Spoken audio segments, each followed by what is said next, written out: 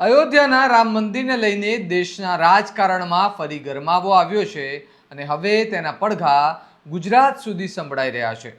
કોંગ્રેસે રામ જન્મભૂમિ તીર્થક્ષેત્ર ટ્રસ્ટમાં કથિત નાણાકીય ગેરરીતિઓના મુદ્દે કેન્દ્ર સરકાર અને ભાજપ પર સીધા આક્ષેપ કર્યા છે અને ગુજરાતની મુલાકાતે આવેલા રાજસ્થાનના પૂર્વ મુખ્યમંત્રી અને કોંગ્રેસના વરિષ્ઠ નેતા અશોક ગેહલોતે અમદાવાદના રાજીવ ગાંધી ભવન ખાતે યોજાયેલી પત્રકાર પરિષદમાં ગંભીર આક્ષેપો કરતા સમગ્ર મામલાની સુપ્રીમ કોર્ટની દેખરેખ હેઠળ તપાસ કરવાની માંગ કરી છે.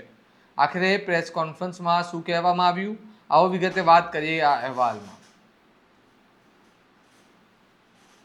નમસ્કાર, હું ચિરાગ વર્ષાબેન, આપ જોઈ રહ્યા છો સ્વમાન.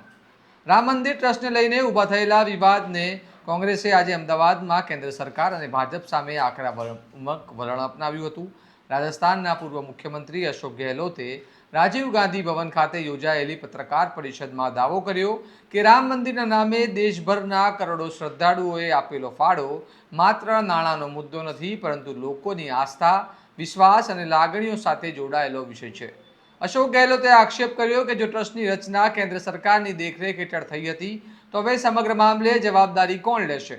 તેમણે વડાપ્રધાન નરેન્દ્ર મોદીનું નામ લઈને સવાલ કર્યો કે આ સમગ્ર વિવાદ પર તેઓ હજુ સુધી મૌન કેમ છે.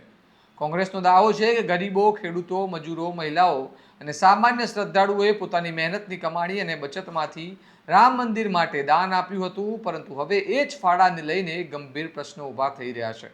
અશોક ગેહલોતે આક્ષેપ કર્યો કે ચંપત રાય અને અનિલ મિશ્રાના રાજીનામા સમગ્ર મામલાને વધુ શંકાસ્પદ બનાવે છે. તેમણે સવાલ કર્યો કે જો કોઈ ગેરરીત થઈ નથી તો પછી રાજીનામાની જરૂર શા માટે પડી, અને જો બધું પારદર્શક છે તો સુપ્રીમ કોર્ટની દેખરેખ હેઠળ તપાસનો ડર શેનો છે.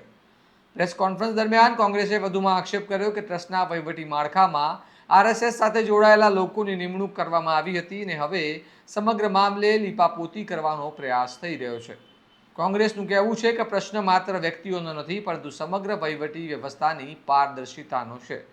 કોંગ્રેસે માંગ કરી છે કે રામ જન્મભૂમિ તીર્થક્ષેત્ર ટ્રસ્ટના નાણાકીય વ્યવહારો, દાનની રકમ, જમીનની ખરીદી, નિર્માણ ખર્ચ તેમજ પ્રાણ પ્રતિષ્ઠા સહિતના મોટા કાર્યક્રમોમાં થયેલા ખર્ચની સ્વતંત્ર ફોરેન્સિક ઓડિટ કરવામાં આવે. સાથે જ કોંગ્રેસે માંગ કરી છે કે ચંપત રાય, અનિલ મિશ્રા સહિત સમગ્ર પ્રકરણમાં સંડોવાયેલા જવાબદાર લોકો સામે એફઆઈઆર નોંધવામાં આવે અને કાયદાકીય કાર્યવાહી કરવામાં આવે. સમગ્ર મામલાની તપાસ સુપ્રીમ કોર્ટની દેખરેખ હેઠળ કરવામાં આવે. ઉપરાંત હાલના ટ્રસ્ટનું પુનર્ગઠન કરીને તેમાં ધર્માચાર્યો, વહીવટી નિષ્ણાતો અને સ્વતંત્ર સભ્યોને સ્થાન આપવામાં આવે તેવી પણ માંગ કરવામાં આવી છે. આ પત્રકાર પરિષદ દરમિયાન ગુજરાત કોંગ્રેસના પ્રદેશ પ્રમુખ અમિત ચાવડા, ધારાસભ્ય ઋત્વિક મકવાણા, અમૃતજી ઠાકોર, ડોક્ટર મનીષ દોશી સહિત કોંગ્રેસના અનેક આગેવાનો ઉપસ્થિત રહ્યા હતા. ઉલ્લેખનીય છે કે કોંગ્રેસ દ્વારા કરવામાં આવેલા તમામ નિવેદનો અને આક્ષેપો અંગે સંબંધિત ટ્રસ્ટ અથવા ભાજપ તરફથી સત્તાવાર પ્રતિક્રિયા સામે તો નથી આવી. તેની પણ યોગ્ય સ્થાન આપવામાં આવશે જો તે પણ સામે આવશે તો. આ સમગ્ર મામલે તમારું શું મંતવ્ય છે, અમને કમેન્ટમાં જણાવો અને આવા જ વિશ્લેષણાત્મક અહેવાલ માટે તમારા સ્વમાનને લાઇક, શેર અને સબસ્ક્રાઇબ કરવાનું ભૂલતા નહીં. નમસ્કાર.